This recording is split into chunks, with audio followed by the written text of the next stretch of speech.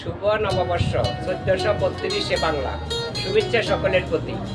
এই নববর্ষের সাথে নাকি হাদিসের কোনো সম্পর্ক নেই। এই নববর্ষ পালন করলে গুনাহ হবে, বেদাতি হবে। নববর্ষের সাথে ইসলামের সম্পর্ক নাই, মুসলমানের সম্পর্ক নাই, ইবাদতের সম্পর্ক নাই, এমন কথাবার্তাই তো আমরা শুনে থাকি হাদিস মতে, হুজুররা বলেছেন। তো যারা বলেছেন আমিও বলবি সেই কথার সাথে, আমরা যে ইবাদত করি সেই ইবাদতের সাথে ইবাদতের মূল স্থান যেটা, সেটা হলো পবিত্র কোরআন। কোরআনের নিয়ম নির্দেশ অনুযায়ী আমরা ইবাদত করে থাকি, এবং যে সকল হাদিস আমাদের সামনে আসে তা কোরআন শরীফের ব্যাখ্যা অনুযায়ী আসে, বিশ্বাস করলাম।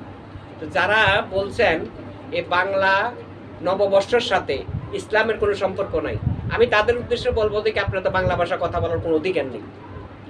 বাংলা ভাষা কথা বলতে হলে, মায়ের ভাষা কথা বলতে হলে, জাতির ভাষা কথা বলতে হলে, তাহলে নববর্ষকে সম্মান করতে হবে। পালন করা না করা যার যার ব্যক্তিগত ব্যাপার।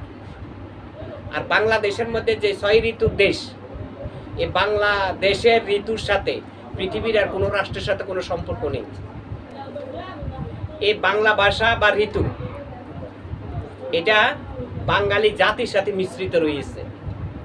যেহেতু মিশ্রিত রয়েছে, আর মিশ্রণতার মধ্য দিয়ে আল্লাহর কৃতজ্ঞতা পাওয়া যায়। সেটা হচ্ছে আল্লাহ রাসূল সাল্লাল্লাহু আলাইহি ওয়াসাল্লামের নূর ছাড়া একটা বালুর কণারও ফায়দা হয়নি, আল্লাহ পাক রব্বুল আলামিন ঘোষণা করেছেন। আর গাছে শরবত উঠে, তার মানে ডাব, নারকেল গাছের মধ্যে যে একটা ডাব, এই ডাবটা কাটলে যে শরবতটা আমরা আহার করি, সেটা খাইলে যে হৃদয়টা ঠান্ডা হয়ে যায়, ঘরের স্ত্রী যে শরবত বানালে সেরকম শান্তি পাওয়া যায় না। এটা আল্লাহর কুদরতি একটা অংশ। আম কাঁঠাল মিষ্টিতে ভরপুর, স্বাদে পূর্ণ, সেটা আল্লাহর কৃতজ্ঞতার একটা অংশ। জাতীয় ফুল ও ফল এবং মাছ পাখি সবকিছু বিশেষভাবে বাংলাদেশের মধ্যে রয়েছে। তা স্বীকার করা এটা বাঙালি কৃতজ্ঞতা, বাঙালি জাতি বা ঐতিহ্যতার মধ্যে। এই কৃতজ্ঞতা যারা অস্বীকার করে তারা শুধু ইসলাম বুঝে। আসলে ধর্ম হলো সমগ্র, সবকিছু মিলিয়ে হলো ধর্ম। বিশ্বাস, সৃষ্টির উপরে বিশ্বাস রাখতে হবে। আল্লাহর সৃষ্টির উপরে বিশ্বাস রাখা, আল্লাহর কুদরতির উপরে প্রশংসা করা, এটাই হলো ধর্মের একটা অংশ। বাংলাদেশের মধ্যে আরবি ক্যালেন্ডার পালন করতে গেলে এটা ফতোয়াজারি হয়ে যায়, এটা নিয়ম নাই।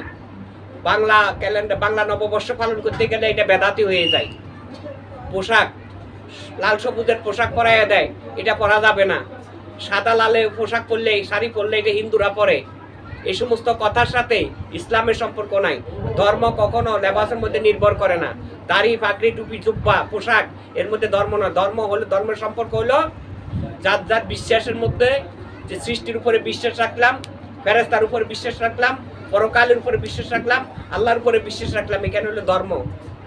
আর ইসলাম বা ইবাদত, ইসলাম ও ইবাদত এটা সম্পূর্ণ দিলের মধ্যে নির্ভর করে। ইসলাম ও ইবাদত কখনো পোশাক লেবাসের মধ্যে নির্ভর করে না। কালা কাপড় পরলে নামাজ হবে না, সাদা কাপড় হলে নামাজ পবিত্র হবে, এটা কথার কথা বলা হয়েছে। পোশাক সাদা চেয়ে দিল সাদা করতে হবে আগে। দিল সাদা করতে হলে একজন সাদা দিলওয়ালার কাছে যাইতে হবে। আল্লাহ দয়া করুক সকলের উপরে। অবশ্যই আমরা পয়লা বৈশাখ ভবিষ্যতে পালন করব, এবং বাংলা নববর্ষ সময়ে সময়ে যখন বছরে একবার আসে সেটা আমরা পালন করব।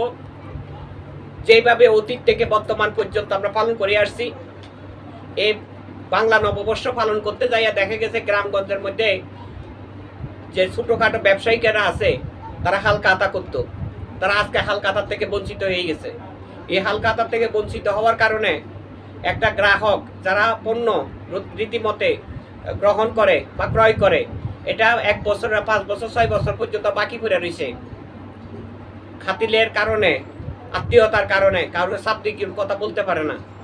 আর যদি হালকাতা ওইটা একটা চিঠি দিত, দাওয়াত দিত, অবশ্যই এটার কিছু না কিছু টাকা আদায় হইতো। ঋণ, যে ঋণদারিত সে ঋণ মুক্ত হইতো, যে পুঁজি হারিয়ে ফেলেছে সে পুঁজি সংগ্রহ করতে পারত। এই সমস্ত হাদিস দিয়ে আজকে আমরা ঐতিহ্য হারানোর পাশাপাশি আমাদের নিজের অর্থনীতিকেও আমরা নষ্ট করতেছি।